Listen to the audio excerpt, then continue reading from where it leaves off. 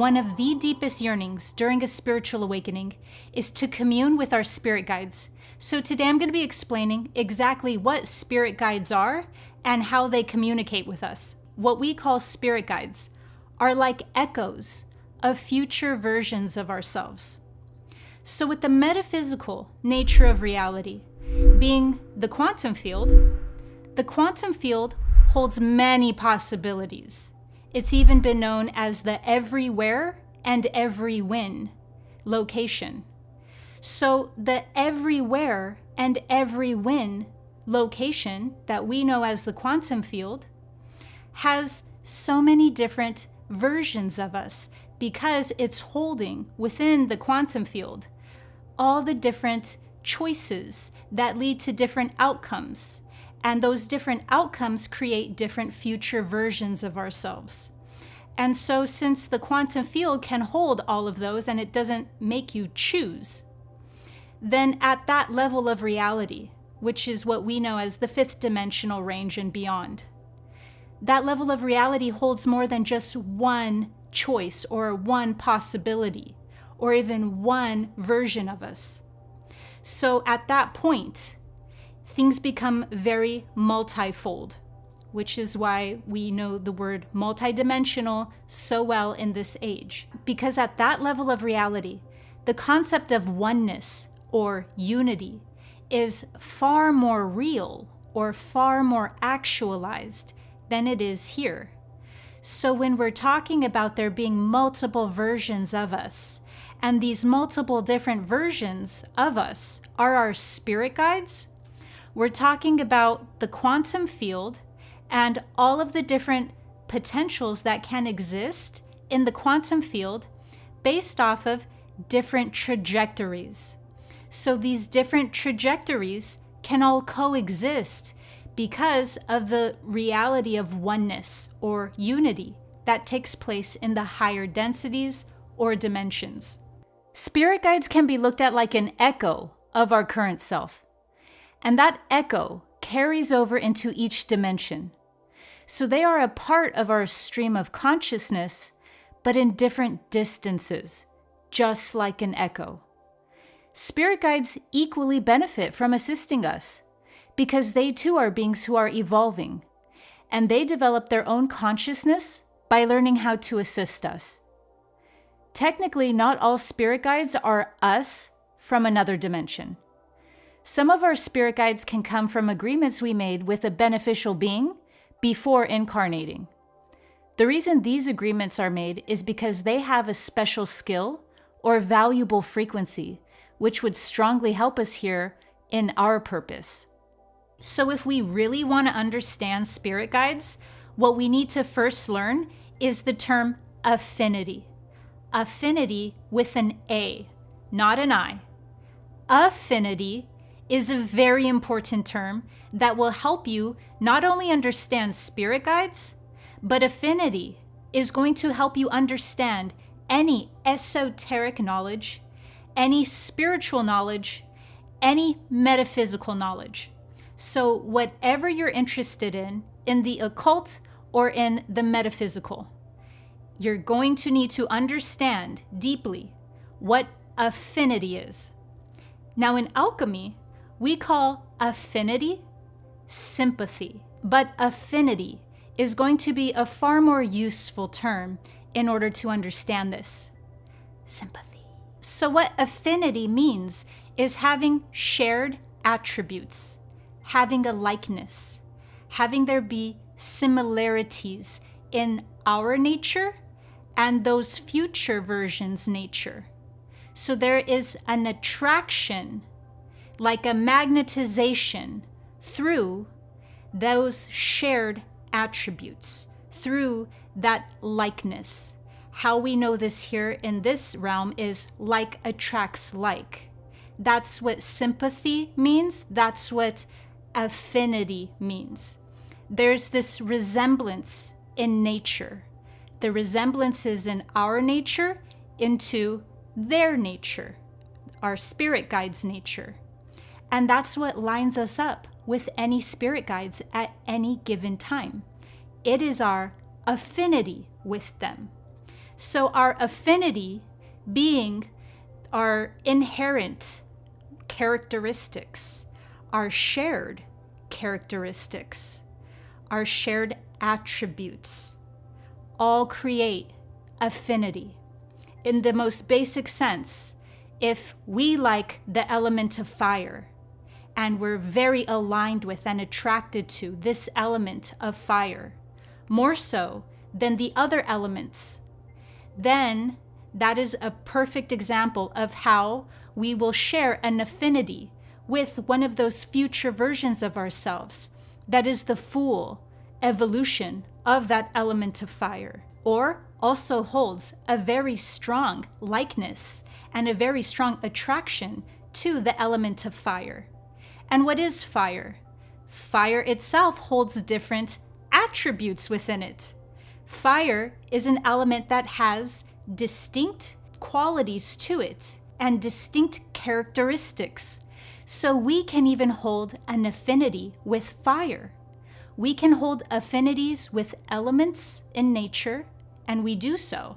And just as we have shared characteristics and affinities with elements in nature, so too are those mirrored in our relationships with higher beings, with our spirit guides, with our future versions of ourselves.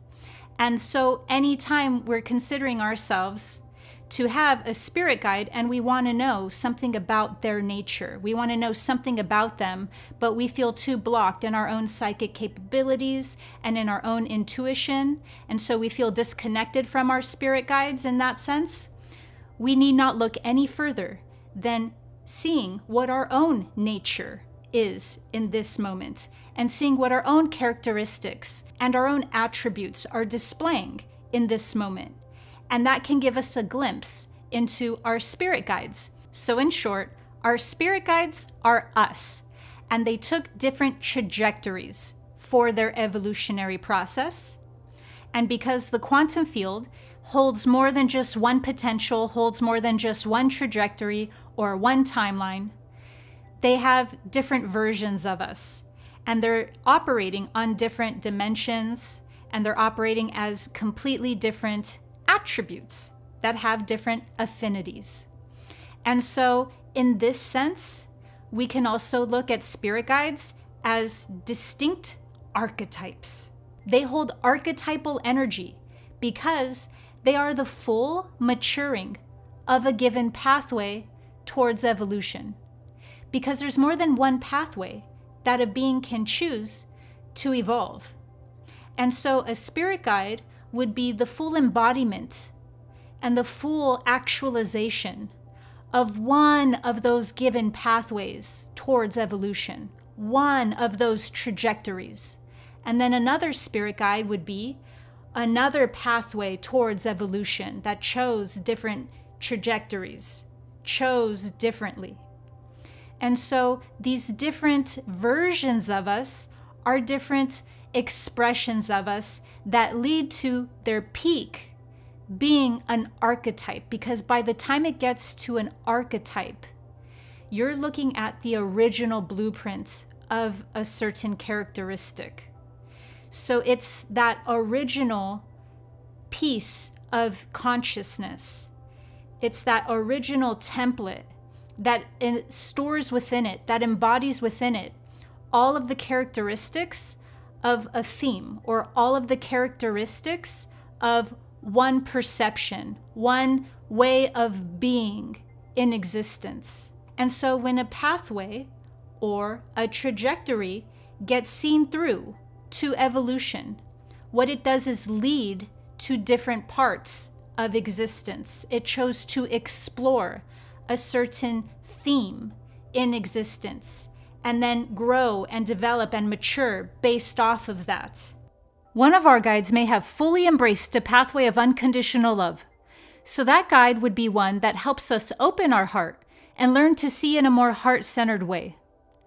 Another guide may have fully embraced a pathway of wisdom until they reached a level of mastery. Yet another may have chosen to fully embrace and develop their feminine energy into a heightened state. How they communicate is through whatever way will grab our attention. If we are thinking certain thoughts or saying something unknowingly significant, they will try to emphasize those things by grabbing our attention. This can be through ringing in the ear or by a light inside our room, all of a sudden dipping out and then coming back.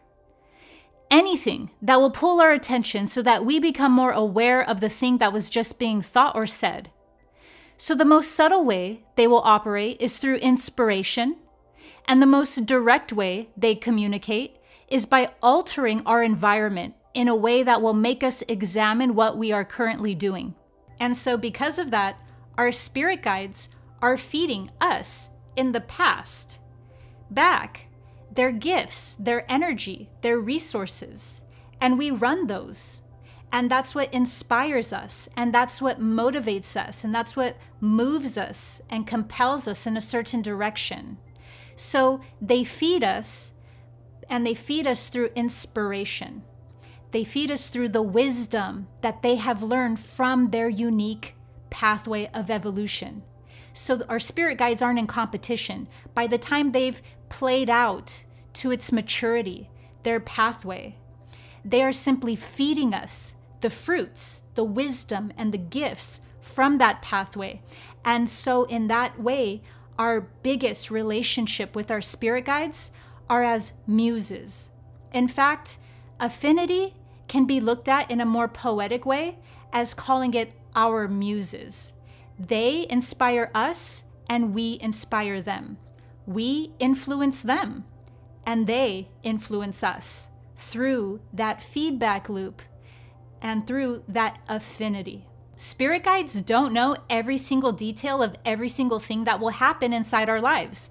What they're doing is looking at our current pathway towards evolution, and they're helping us navigate through influencing us, through even bodily sensory sensations that we might feel. They're helping navigate us through our intuition and through our inspiration, even through synchronicities. But they're not concerned with controlling us, and they're not concerned with putting themselves into us and having them animated so that we can just walk around as puppets to their choices.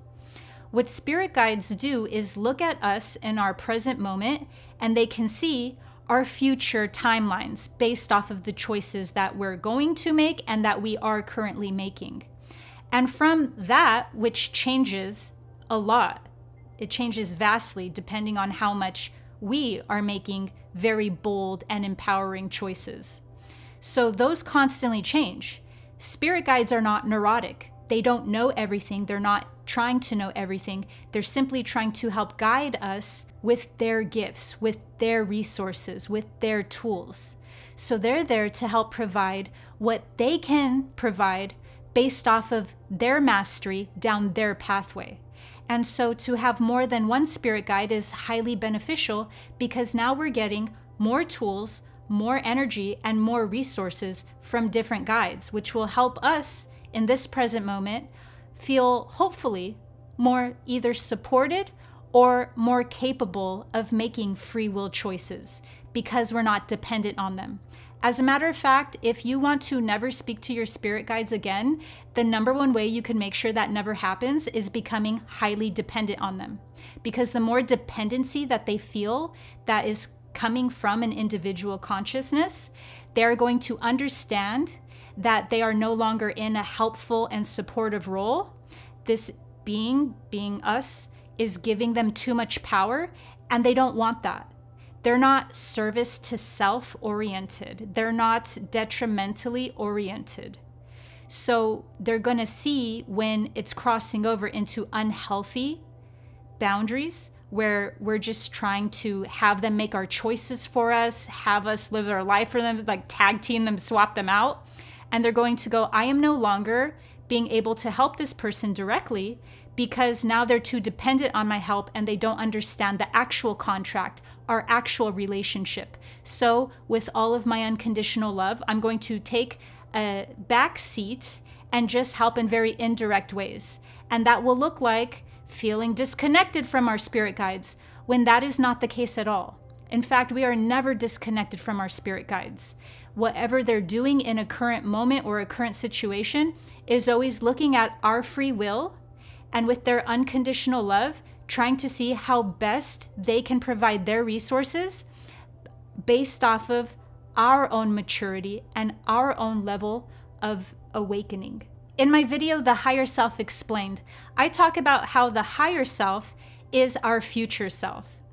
Well, the higher self can actually be looked at as the accumulation of all of the future selves into the composite character, into the composite energy of that unity. And when it reaches that unity of all of the future selves, us included, then it reaches a oneness. And that oneness can be called a culmination of the higher self. So the higher self, even though it is one being or entity, is really being fed in a multidimensional way from all the different experiences that it has gained its wisdom from. Now, to understand anything more beyond this point about spirit guides, we have to talk about wavelengths. Just like there's different radio stations that are on different radio channels, so too are all of our consciousness on different wavelengths. And these wavelengths act in a very metaphysical way when our consciousness is on the same wavelength as another consciousness.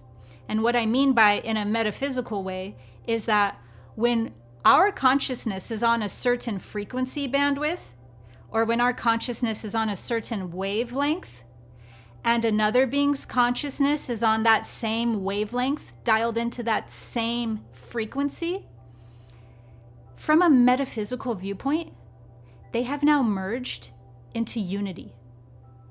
So that's why we have such a strong resonance with others that we see ourselves in, that we call soulmates. To understand more about that, you can watch my video on it titled Your Soul Family. So soulmates are anyone, even if you don't know them, even if you haven't met them yet, they are all people or beings, consciousness that is dialed in to the same wavelength that you are on right now. And if you shift to a higher frequency wavelength, then you will have new soulmates waiting for you at that frequency and at that wavelength. So from the metaphysical realm's perspective, which would mean that we zoom all the way out and we see everything from the largest and most broadest perspective, if we were to be on the same wavelength, our consciousness on the same wavelength as another being's consciousness, from the metaphysical viewpoint, that is perceived as unity. And because of that, our spirit guides are perceived as us, even if we didn't actually play out those evolutionary pathways. It is still as though we did and we are them. That's how seriously unity gets when we're talking about it from higher dimensions. Because if we're just talking about unity here from this dimension, we go, yeah, I get it. Yeah, we're all one. But it's a literal form of existence when we're getting to the higher dimensions. In fact, unity is the biggest theme at a certain point and on. So when our consciousness is on the same wavelength as another being's consciousness, they're perceived in unity.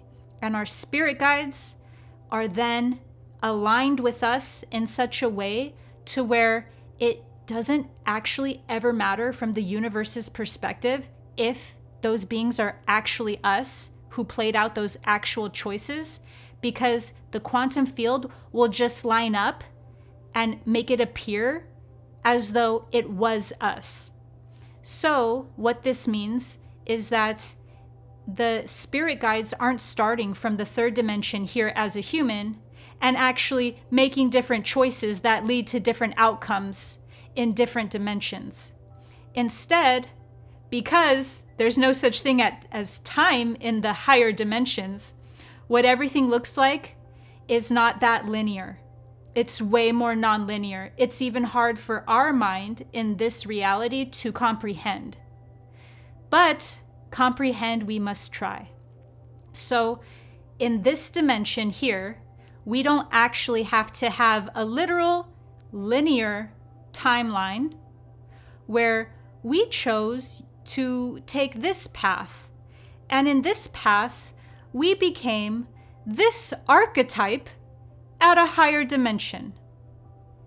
That could be the case, but because time is an illusion, everything's happening at once, the higher truth would be that there really only is affinity. There really only is your consciousness lining up on this wavelength with this consciousness? That's the real magic of Dharma and the present moment.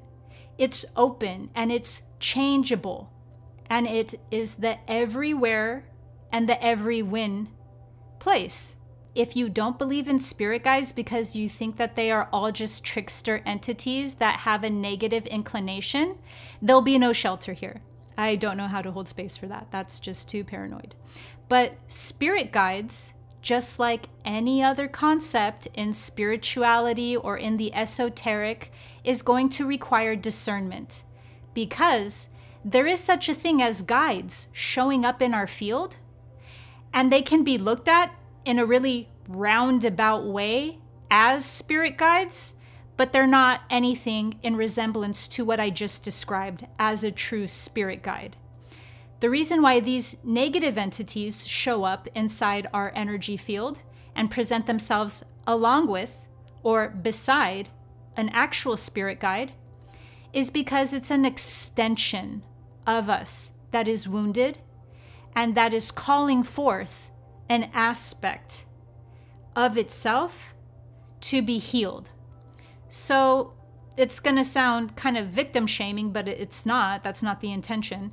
It's attracting a really backhanded entity to help it learn a lesson so that it can integrate that wound. That's when we're experiencing a lot of hostility from supposed guides or just things in our field. They're things that are attracted to a certain wound in us and that in a very backhanded way are helping us integrate, but that's not their intention. It's just if we become an alchemist and if we use whatever they're pointing us to actually gain the fruits and awareness of what that is so that we can heal, we can integrate it, we can vibrate it higher, we can move its visceral experience in our body by becoming aware of it, by accepting it, and by showing it unconditional love. We're moving its vibratory rate. So we can look at it like something that was trapped in our field that we were unaware of, and it was locked into place there simply because we didn't know that our awareness needed to go there. So then the light of our awareness becomes aware of that due to some backhanded guide. So then we start looking there and going, oh, what's going on there? And that would be perceived as like a wound or an opening in our field. That then, due to the fact that we're in a free will universe, an entity can come in and kind of exploit. And so they can become opportunistic or parasitic in that way to be like, well, it's their free will and I see a wound there, like attracts like. So in this way, they're pointing us to something, but it's not in like a benevolently guiding way. And that is when we see different guides show up in our field that do not have our best interest at heart, but can still be alongside spirit guides in our field. I hope this has raised your sympathy. Make sure to subscribe to my channel for higher dimensional guidance through spiritual awakening. See you next time.